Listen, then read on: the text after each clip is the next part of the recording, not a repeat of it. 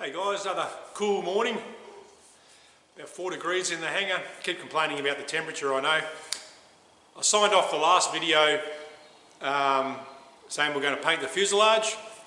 Well, in this video, I'll show you how I got it painted. We're also going to fit the seats, a bit of carpet trim, tailplane goes on. Hope you enjoy this one. Look in here.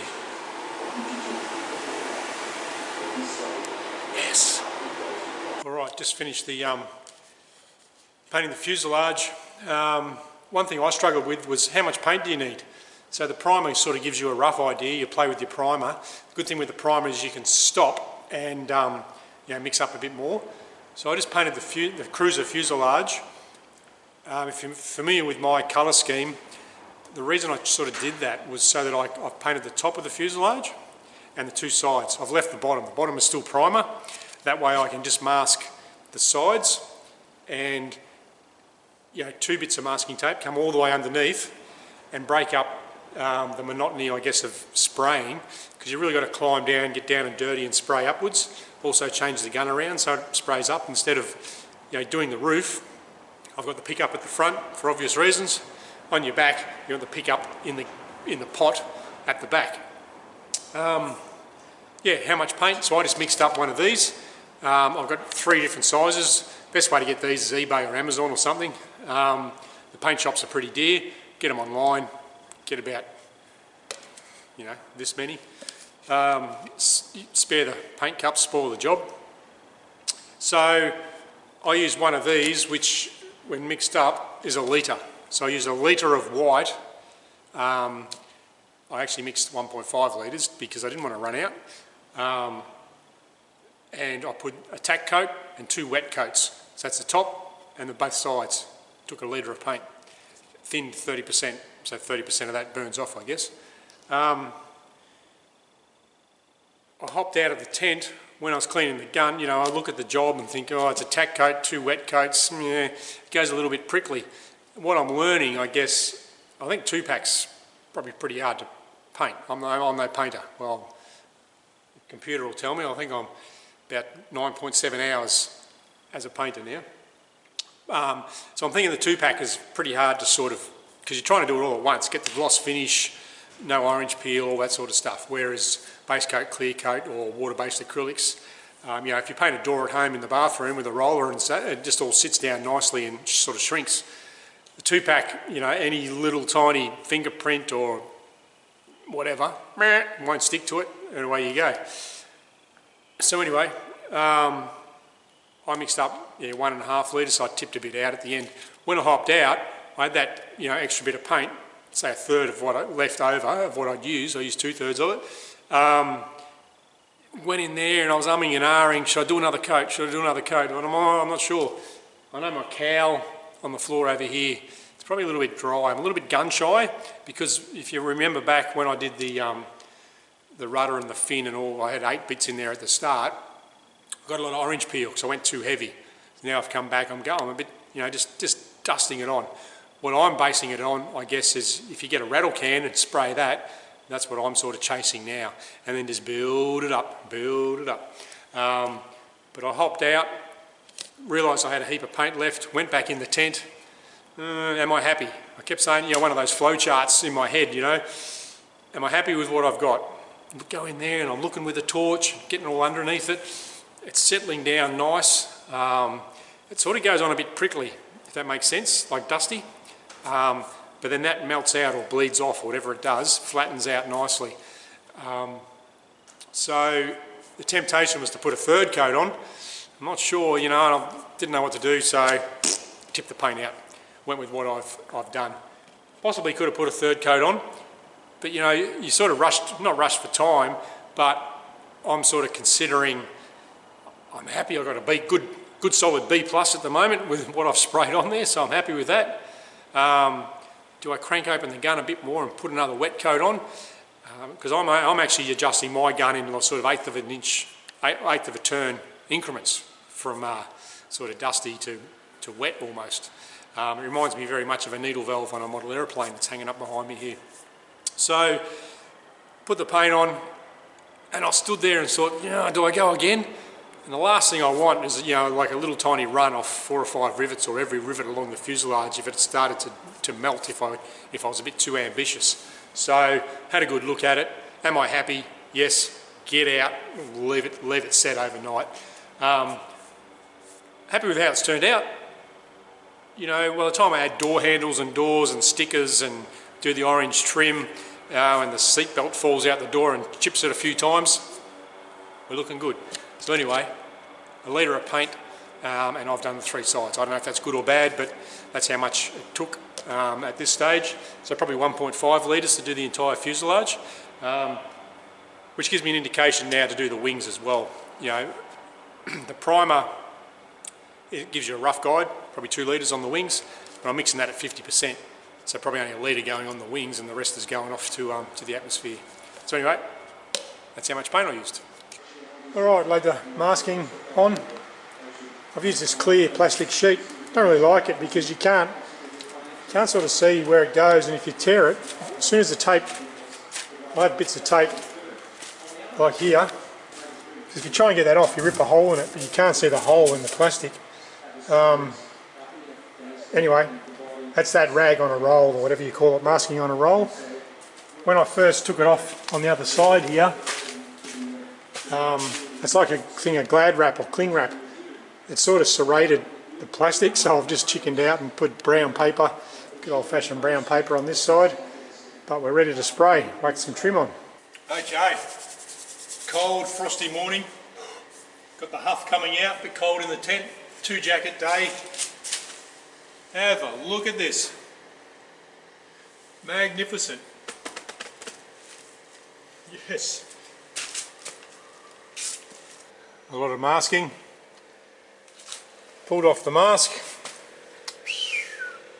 beautiful, crisp lines, a couple of little, you always get some overspray I guess in my experience, but just cleaned it up with a little bit of thinners on a rag up on top. I just use the these butt straps, I call them, as a mask. You don't see up there anyway. Really happy. Paint's still going on a little bit dry, I can see that, but I tell you what, look at the shine on that. Can't complain. The underneath is all orange. Under there. So that meant I just had to mask this side and the other side and lay the paint on. Painted the hellhole cover again. That poor fella's, it was painted white. I wasn't happy. Stripped it back. So it was primed, painted white, stripped back, primed, painted white, sanded back, painted orange. So I changed my mind. Alright guys, big day. Look at this. Got her out of the paint booth, airing it out a bit, starting to dry. We are looking good. I'll give you a look at it. Going well. So I pulled off all the masking. A couple of little bleed spots, like the size of a match head. Fixed those up. Engine survived. Just got my, need to fit the windscreen, then I can fit the dashboard mat, if you like. Riveted the top ribs on. Had the sunroof on just to make sure they were in the right spot. Took the windows out. No bleeds inside that I was worried about. Inside's looking good. Mounted the aerial. I've got a plate there, but this is a bit, little bit how you're going, so you have to put an L angle either across this way, or I'll stiffen that up a bit, I think, and put the tailplane on. Still have to rivet the elevator. Don't forget, don't make your elevator removable, because you can't get it off because it's trapped around the fin, if you have a good look at it. And did my counterbalances. Now these are steel, all rusty, cleaned them up, bit of etch primer, and I've got that balancing pretty much where it wants to be.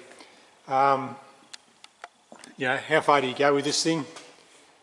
So at a certain point, drops to the down position, and we'll go to the up position. Well, there you go. It actually balances. Elevator trim, still to go.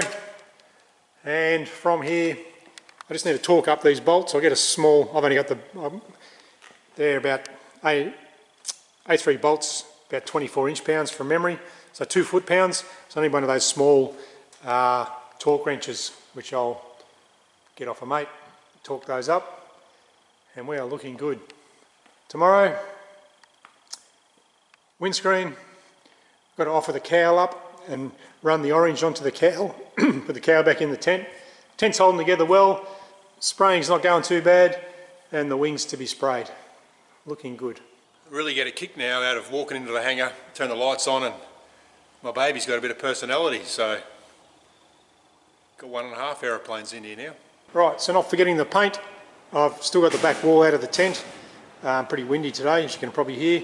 Need to put the tent back together and not forget the paint, so I still have to paint my 2 wings.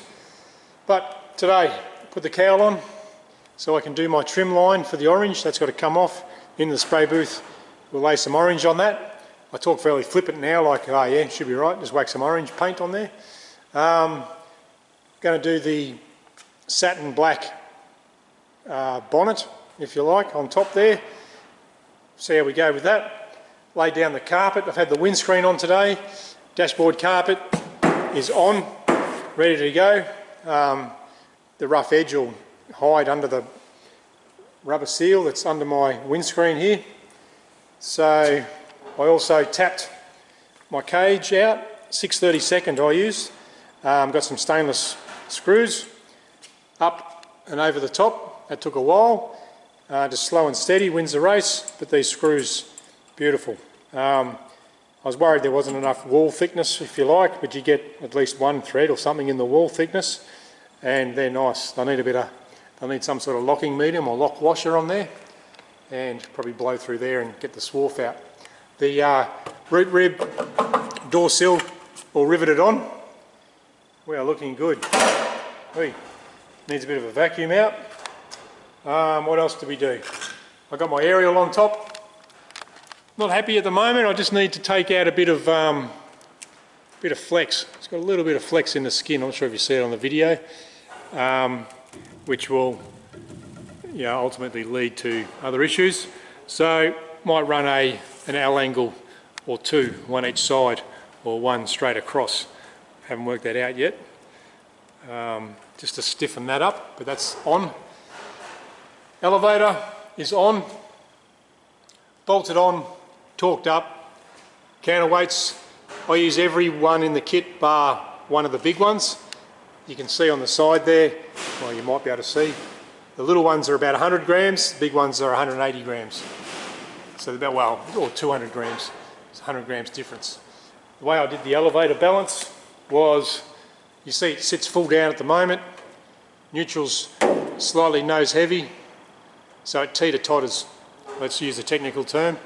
So it's up, it'll go forward, if it's down, it'll come back. So it's right on the balance limit without, getting the Dremel out and getting it absolutely precise. Mucked around a little bit with my elevator trim cable. In the end, I ran it right there. Didn't want to touch the longeron for obvious reasons, for strength. Come through the skin there. Bear in mind the elevator down cable will run to that pulley that's in there. It's going to be a bit of a challenge to get in there and split pin that pulley, the keeper split pin. We'll see how we go. Next step is to wire up I'm just going to hardwire elevator trim. Don't forget, folks, see a lot of times people get that wrong. So tab goes up, so the tab flies the elevator. Tab goes up, flies the elevator down. So up tab is down trim, down tab is up trim. So it comes down, flies the elevator up, so up elevator. Beautiful, that's all working well. I've got the travel there. The book says from memory 28 up, plus or minus 2, 18 down, plus or minus 2. I think the minimum amount you need is 42 degrees. So I basically went with, if you set 0 there, you get 42 degrees travel, and then you can sort of massage with the tips. Who says the tips are right? I think I needed sort of 2 degrees. If you borrow 2 degrees of up elevator, then you get your correct travels. If you line the tips up, the way I've got them built anyway, your travel's slightly out. But we're going well. Whoa! got some seats. The seats rocked up. Really happy. So, happy with the outcome. Just took literally 12 months to the day to get the seats. Nice leather with a, I don't know, fabric interior, inside bit, that bit, and they still roll forward.